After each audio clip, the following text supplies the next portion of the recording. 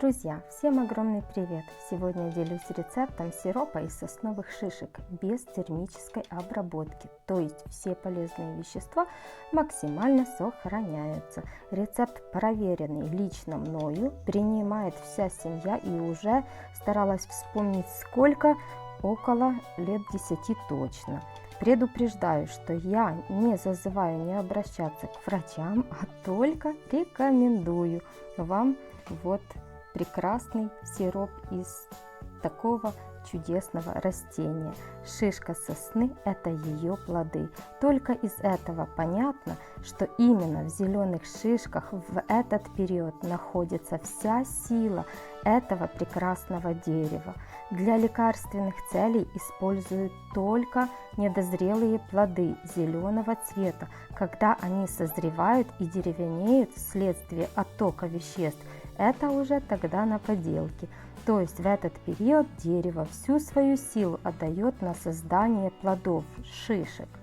У кого большая семья и когда кашляет один, а потом все 3-4 человека, то только то и делаешь, что бегаешь в аптеку по сиропы. Сомнительного качества, финансовую сторону умалчиваю. Снимает самый сильный кашель, сильный отхаркивающий эффект имеет, вы поняли, при всех легочных заболеваниях, пневмонии, бронхиты.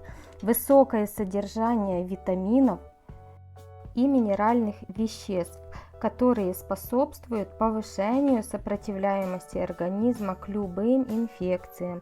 Это когда только чувствуешь, что начинаешь заболевать, сигнал, значит, что надо сразу доставать сироп и начинать принимать.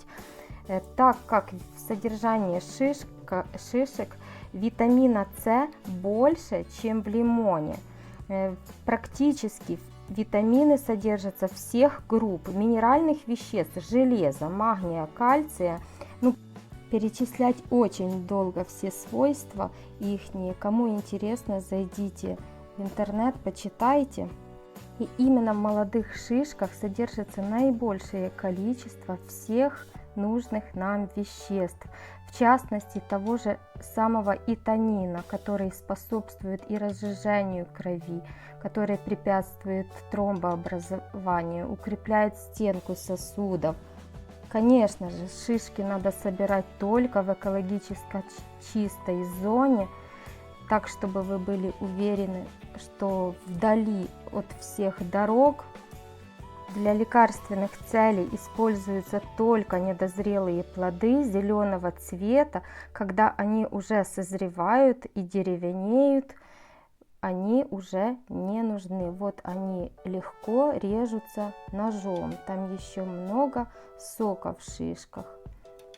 Время сбора – это, как правило, конец мая, начало июня. Но в этом году немного сместилось. Для этого нужен сахар, литр или мед.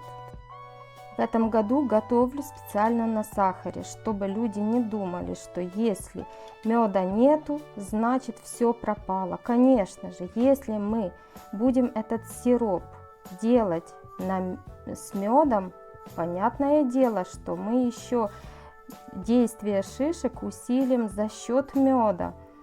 Но если нету меда, не проблема. Вот видите, шишки режутся очень легко. Режем произвольно на кусочки. Так к руке резать неудобно. Конечно же, желательно пользоваться перчатками. Я не одела, ну ладно. Нарезаем вот даже на досточки. Если нету меда или у вас хотя бы вы можете взять половину, можно взять пол-литра меда, пол-литра сахара. Или просто на одном сахаре делать. У меня еще с прошлого года остался сироп, я вам покажу. Он с медом я его готовила. В этом году сделаю с сахаром. Лучше сделать с сахаром, чем не сделать его вообще. И вот шишки, которые я не мыла. Обязательно мы их не моем, они чистые, точно так же, как все лекарственные растения не моются. Пересыпаем их просто сахаром или медом, Чтобы лучше это было делать, если на меду готовите, тогда немножко подогрейте на водяной бане. И вот пересыпаем сахаром, или вы поняли, пополам. Пол-литра меда, пол-литра сахара, или просто на одном сахаре. Вы что думаете, когда покупаете покупной сироп, там вам медом все сделали, с медом? Так что у кого нету, это не должно вас останавливать.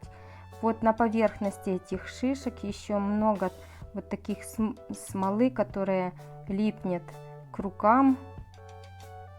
Если боитесь запачкать руки, одевайте перчатки, потому что немножко сложно потом руки отмыть. И все, нарезаем. Я потом дальше подробно остановлюсь, расскажу, как принимать этот сироп. И еще вот этот сироп, который мы будем готовить, когда очень сильный такой надоедливый кашель, который не останавливается, вот буквально глоточек такого сиропа, столовая ложка, один раз, второй раз, любой кашель останавливает.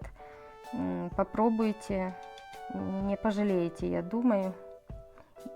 Пересыпаем все полностью сахаром. Такой сироп мы потом поставим на подоконник, на самое светлое место. И сахар растворится. Эта банка будет стоять на подоконнике, на самом светлом, теплом месте. Не надо в темное место его отправлять. Вот, я уже нарезала, и вся литра сахара у меня ушла. Пересыпанные шишки отправляю на подоконник, и на следующее утро вы увидите, что шишки пустили сок. Вот, посмотрите, у меня на следующий день, видите, сколько сока получилось в шишках. Сахара практически и не видно, но они оседают, поэтому шишек нарвать надо с запасом. Я их не измеряла, это не мясо, нарвать можно там с запасом, чтобы на одну 3-литровую банку вам хватило шишек. И на следующий день я просто дорезаю, чтобы банка была полная. Там сироп, но внизу видите сахар. Стараемся его, пока сироп такой жидкий, чтобы весь сахар растворился. Взболтать банку. Перемешиваем. Все, на дне сахара практически нету. Сейчас я его еще раз взболтаю. И ставим на тарелку, на подоконник, на теплое место. И эта банка будет стоять практически до конца лета. 2 месяца это точно. И в таком положении там вы увидите, прям будет процесс брожения происходить. И периодически, когда вспомнили, хотя бы раз в неделю, раз в 2 недели, надо подойти и эту банку перевернуть сверху вниз, поэтому должна быть под банкой тарелкой, потому что, чтобы не было каких-то потеков на подоконнике, когда мы будем переворачивать. Вот хотя бы раз в неделю, раз в 2 недели переворачиваем. И вот видите, у меня прошло 3 дня. Шишки мои находились с сахаром. А вот эта банка прошлогодняя, она стояла в погребе у меня. Из этого количества шишек из 3-литровой банки получается литр сиропа, то есть его немного. Но если посчитать, сколько стоит сиропа баночка в аптеке маленькая, да, и я переливаю в бутылку и с темным стеклом. Но перед тем, как переливать, обязательно переворачиваем и хорошенечко встряхиваем, чтобы перелить, или в маленькие вот такие бутылочки от сиропа. Вот такого вида этот сироп, такого цвета, прозрачный.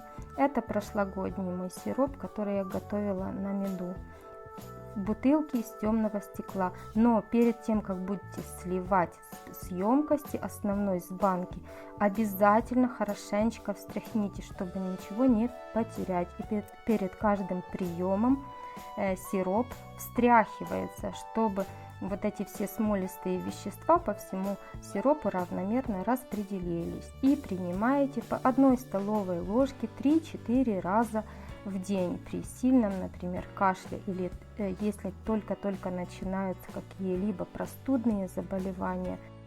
Но перед каждым приемом не забудьте встряхнуть. Если вам было полезно мое видео и интересно, не забывайте оставлять свои лайки, комментарии, подписывайтесь, кто не подписался. А я с вами на этом прощаюсь. Пока!